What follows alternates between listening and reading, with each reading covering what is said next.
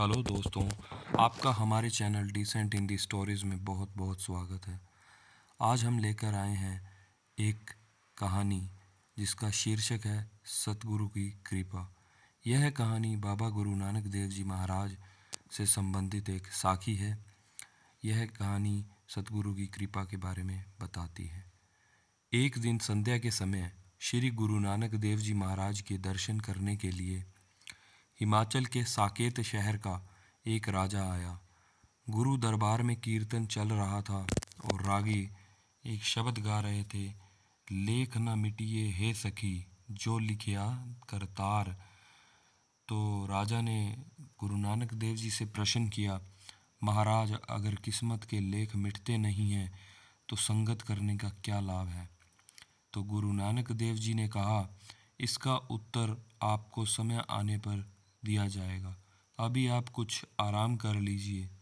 राजा रात को सोया तो उसे एक स्वप्न आया कि उसका एक अति दरिद्र परिवार में जन्म हुआ है और उसका जीवन अत्यंत दरिद्रता गरीबी में बीत रहा है। वो युवा हुआ, उसका विवाह हुआ और उसे 4 संतानें हुई। उसके जीवन के 40 वर्ष बीत चुके थे। एक दिन बच्चों की जिद करने पर वो एक पीलू के वृक्ष पर चढ़कर उनके लिए पीलू तोड़कर नीचे फेंक रहा है और खुद भी खा रहा है। यह सब सपने में वह देख रहा था। एक पके गुच्छे को तोड़ने के लिए वो जैसे ही थोड़ा ऊपर उठा तो उसका पैर फिसल गया और वो धड़ाम से नीचे गिर गया। तो राजा का स्वप्न टूटता है और राजा एकदम उठ बैठा। बोर हो रही थी और वो दातुन करने लगा तो उसके मुंह से एक पीलू का बीज निकला। राजा बहुत आश्चर्यचकित हो गया।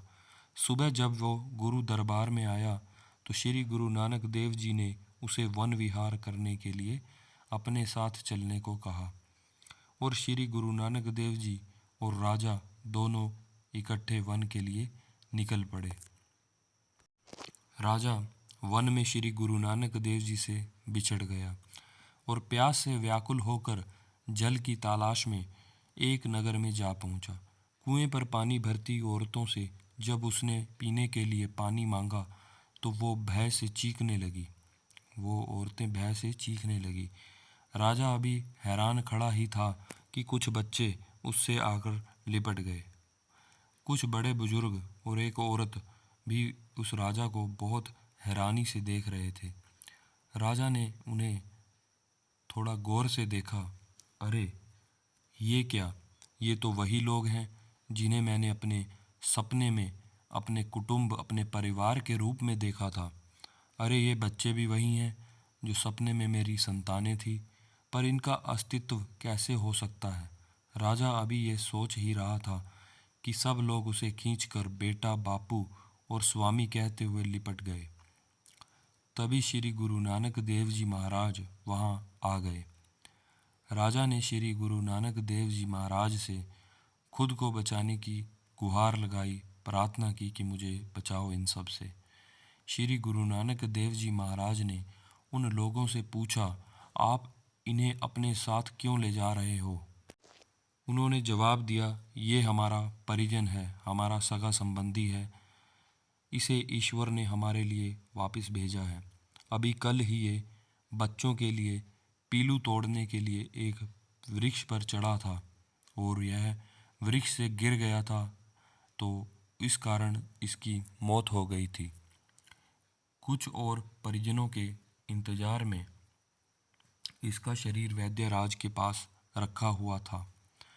हम उस शरीर को लेने ही आज वैद्यराज जी के पास जा रहे थे कि ये जीवित होकर हमारे सामने आ गया। तो श्री गुरु नानक देव जी ने कहा, भले लोगों, ये आपका परिजन नहीं है, आपके परिजन का शरीर तो वैद्य के घर में सुरक्षित पड़ा हुआ है। लोग राजा और श्री गुरु नानक देव जी के साथ उस वैद्य के घर गए और हूबहू राजा से मिलती देह देखकर हैरान रह गए। उन्होंने राजा से माफ़ी मांगी और उन्हें विदा किया। श्री गुरु नानक देव जी महाराज ने राजा से कहा, राजन, तुमने कहा था ना कि अगर लेखा मिट नहीं सकता है तो सत्संग का क्या लाभ है। तो सत्संग करने का क्या लाभ है, ऐसा तुमने मुझे प्रश्न किया था। आप जो अभी देख के आए हो वो सब आपका आने वाला जन्म था, ऐसा गुरु नानक देव जी ने उस राजा से कहा। जो आपको आप जो अभी देख के आए हो वो आपका आने वाला जन्म था, जो आपको इस जन्म के कुछ गलत कार्यों के कारण भोगना पड़ना था। लेकिन सात जनों की संगत करने के कारण श्री गुरु नानक देव जी महाराज ने आपकी दरिद्रता के 40 वर्ष 40 साल एक ही सपने में व्यतीत कर दिए। जिस तरह राज मुद्रा पर अंकित अक्षर उल्टे होते हैं, लेकिन स्याही का संग मिलते ही वे राजपत्र पर सीधे छपते हैं, उसी तरह सत्संग करने का लाभ, सत्संग का साथ, सात जनों की संगत, संत जनों का साथ हमारी मलिन बुद्धि को सीधे राह पर डाल देता है। तो राजा ये वचन सुनकर धन्य श्री गुरु नानक देव जी, धन्य श्री गुरु नानक देव जी कहते हुए गुरु नानक देव जी महाराज के चरणों में नतमस्तक हो गया। तो शिक्षा यह है, सतगुरु अपने प्यारे भक्त की हर तरह संभाल करते हैं, कोई आँच नहीं आने देते, शूली का शूल बनाकर कर्म कटवाते हैं और भवसागर से पार उतार देते हैं। तो दोस्तों, कैसी लगी आपको यह एक सुंदर और छोटी सी कहानी? अगर अच्छी लगी है तो like and share this video and please subscribe this channel and press the bell icon. Thank you for watching this video. Have a good day ahead. धन्यवाद।